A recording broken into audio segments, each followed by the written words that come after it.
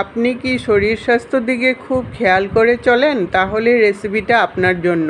নমস্কার বন্ধুরা, সীমাস স্মল কিচেনে ছোট্ট ছোট্ট রেসিপির সাথে আমার চ্যানেলে স্বাগত জানাচ্ছি। আজ আমি তেল ছাড়া খুবই সুস্বাদু একটা টিফিন রেসিপি নিয়ে আসছি। রেসিপিটি হয়তো আপনাদের অনেকেরই কাজে লাগবে। কাজে লাগলে সবার সাথে শেয়ার করে দিবেন, যাতে সবাই এইভাবে করে বানিয়ে খেতে পারে। ঝটপট যদি কিছু বানিয়ে খেতে মন করে তাহলে এই রেসিপিটা কিন্তু একদম পারফেক্ট হবে, সময়ও খুব কম লাগে। আসুন তাহলে আমার রেসিপিটা দেখে নিই। আমি একটা বাটির মধ্যে সুজি নিয়ে নেব। সুজি দিয়ে টিফিন রেসিপিটাকে বানাবো। সুজি দিয়ে হয়তো আপনারা অনেক কিছুই খেয়েছেন, এইভাবে করে একবার রেসিপিটা বানিয়ে খেয়ে দেখুন, দারুণ লাগে। 1.5 কাপ সুজি নিয়ে নিলাম আর 1 কাপ টক দই নিয়ে নিলাম, ঘরে পাতা টক দই। এই গরমে কিন্তু টক দই সবার কাছেই থাকে। এই রেসিপিটা বানাতে হলে বাইরের কোনো উপকরণ লাগবে না, ঘরে থাকা সামান্য উপকরণ দিয়ে আপনি খুব সহজেই কম সময়ে রেসিপিটাকে বানাতে পারবেন। 1.5 কাপ সুজির সাথে 1.5 কাপ জল দিয়ে দিলাম, আর তারপর স্বাদ অনুসারে নুন দিয়ে ভালো করে মিশিয়ে এখন 10 মিনিটের জন্য আমি ঢাকা দিয়ে রেখে দেব, তাহলে সুজিটা একটু সেট হয়ে যাবে। এদিকে এটা ঢাকা থাকতে থাকতে আমি এটার সাথে খাওয়ার জন্য একটা চাটনি বানিয়ে নেব। তার জন্য আমি কড়াইতে আধা কড়াই জল বসিয়েছি। জলটা একটু ফুটে গেলে তারপর এটার মধ্যে 2টো টমেটো দিয়ে দিলাম। টমেটোর সাথে আধা ইঞ্চির মতো আদা পাতলা করে কেটে নিয়েছি, আদাটাকে দিয়ে দিলাম। আর 2টো কাঁচা লঙ্কা দিয়ে দিলাম, ঝালটা অবশ্য আপনাদের টেস্ট অনুসারে দিবেন। আর 2টো শুকনো লঙ্কা দিয়ে দিলাম, কালার হবে সুন্দর। 8-10 কোয়া রসুন দিয়ে দিলাম। এই রসুনটা দেওয়ার জন্য চাটনিটার মধ্যে কিন্তু খুব সুন্দর একটা ফ্লেভার হবে। এখন সব কিছু দিয়ে আমি 10 মিনিটের জন্য ঢাকা দিয়ে দিব, তাহলে টমেটোটাও নরম হয়ে যাবে আর সব কিছু সিদ্ধ হয়ে যাবে।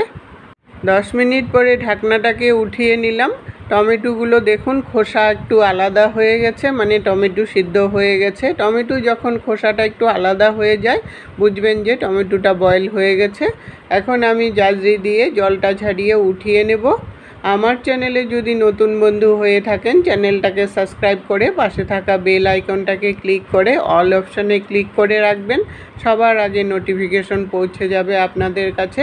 রেসিপিটা যদি আপনারা ফেসবুক পেজ থেকে দেখেন তাহলে পেজটাকে ফলো করে নেওয়ার অনুরোধ রইল।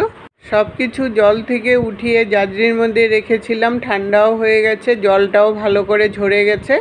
এখন এগুলোর খোসা ছাড়িয়ে নেব, টমেটো আর রসুনগুলোর খোসা ছাড়িয়ে নেব। এই খোসাগুলো ছাড়িয়ে নিলে রেসিপিটা কিন্তু খুব স্মুথ হবে আর তখন খেতেও খুব ভালো লাগবে।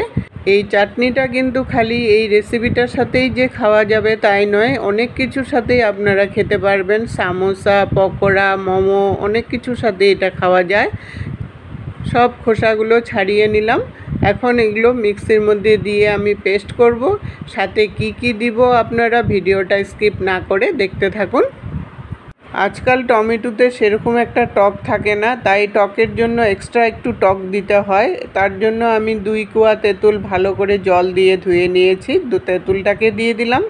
সঙ্গে স্বাদ অনুসারে নুন দিয়ে দিলাম আর হাফ টিস্পুন মিষ্টি দিয়ে দিলাম। একটু মিষ্টি দিলে মিষ্টি মিষ্টিও হবে চাটনিটা, তখন খেতে ভালো লাগবে। এখন ভালো করে একটা পেস্ট বানিয়ে নেব।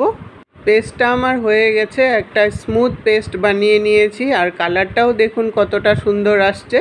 চাটনিতে যত জল ব্যবহার কম করবেন চাটনির টেস্ট কিন্তু খুব ভালো হবে আর থিকনেসটাও কিন্তু ভালো হবে জল কম ব্যবহার করলে। চাটনি আমার রেডি হয়ে গেছে। এখন আমি সুজিটাকে রেডি করব। সুজিটা ফুলে অনেকটাই ঘন হয়ে গেছে। এখন এটা মিক্সির মধ্যে পেস্ট করে নিলে একটা স্মুথ পেস্ট হবে, তখন রেসিপিটা কিন্তু খুবই ভালো হবে।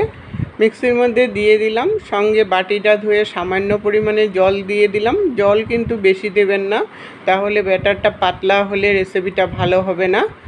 আর 1/4 টিস্পুন বেকিং পাউডার দিয়ে দিলাম। বেকিং পাউডারটা দিলে রেসিপিটা খুবই স্মুথ হবে আর একদম নরমও হবে। দিয়ে আমি এখন একটা স্মুথ পেস্ট বানিয়ে নেব। পেস্টটা আমার হয়ে গেছে, একটা বাটির মধ্যে ঢেলে নিলাম। ব্যাটারের ঘনত্বটা এরকম হতে লাগবে, তাহলে রেসিপিটা পারফেক্ট হবে। এখন এটার মধ্যে 1 চামচ আদা কুচি দিয়ে দিলাম। আদাটা কুচি করে না দিয়ে আপনারা ইচ্ছা করলে গ্রেট করেও দিতে পারেন। আর 2 চামচ ধনেপাতা কুচি দিয়ে দিলাম। ধনেপাতাটা একটু বেশি করে দিবেন, তাহলে খেতে ভালো লাগবে। আদাটা আর ধনেপাতাটা দেওয়ার জন্য রেসিপিটার মধ্যে একটা সুন্দর ফ্লেভার আসবে। এখন ভালো করে মিশিয়ে নিলাম। এখন একটা ফ্রাই প্যান বসিয়েছি। ফ্রাই প্যানে একটু তেল ব্রাশ করে নিব। তেল না দিলেও কিন্তু রেসিপিটা সুন্দর করে উঠে আসবে। আর যেহেতু এটার মধ্যে দই দেওয়া, তার জন্যই বাই চান্স যদি লেগে যায় নিচে, তার জন্যই তেলটা ব্রাশ করা। এখন 2 হাতা করে আমি দিয়ে দিব, দিয়ে চারিদিকে একটু ঘুরিয়ে গোল করে দেব। গোল করে ঘুরিয়ে নিয়ে তারপর 2 থেকে 3 মিনিটের মতো মিডিয়াম আঁচে রেখে ঢাকা দিয়ে দিব, তাহলেই এক পিঠ হয়ে যাবে। এক পিঠ হয়ে যাওয়ার পরে ঢাকনাটাকে উঠিয়ে নিলাম। তারপর চারদিকটা ভালো করে ছাড়িয়ে নিয়ে একটু চারি মারলেই কিন্তু এটা উঠে যায়। উঠিয়ে নিয়ে তারপর আমি ওই পিঠটাকেও আরও 2 মিনিটের জন্য ঢাকা দিয়ে দেব। 2 মিনিট পরে ঢাকনাটাকে উঠিয়ে নিলাম। এই পিঠটাও আমার হয়ে গেছে সুন্দর করে। এখন এইভাবে করে একটু খন্তাটা দিয়ে একটু চাপিয়ে চাপিয়ে আরও 1 মিনিটের মতো ভেজে নিলেই রেসিপিটা কিন্তু একদম রেডি হয়ে গেল। এইভাবে করে বাকি রুটিগুলোও আমি বানিয়ে নেব। সব রুটিগুলো ভেজে নামিয়ে নিলাম। রুটিগুলো দেখুন কতটা সফট হয়েছে, একদম হাতের মুঠোতেই চলে আসছে। এইভাবে করে রুটি বানিয়ে বয়স্ক মানুষদেরকেও দিতে পারেন, খুব খুশি হয়ে খাবেন ওনারা। সঙ্গে চাটনিটাও দিয়ে দিলাম। চাটনিটা দিয়ে তারপরে লাগিয়ে খেতে কিন্তু দারুণ লাগে রুটিটা। আপনারা একবার হলেও ট্রাই করে দেখুন। রেসিপিটা কেমন লাগলো বন্ধুরা কমেন্ট করে জানাবেন। যদি ভালো লাগে সবার সাথে শেয়ার করে দিবেন। আজকের টিপস, রসুনের খোসা তাড়াতাড়ি ছাড়াতে হলে গরম জলে 10 মিনিট ভিজিয়ে রেখে দিবেন। এতক্ষণ সঙ্গে থেকে বহুমূল্য সময় দিয়ে ভিডিওটা দেখার জন্য অসংখ্য ধন্যবাদ বন্ধুরা। আবার দেখা হবে নতুন রেসিপির সাথে।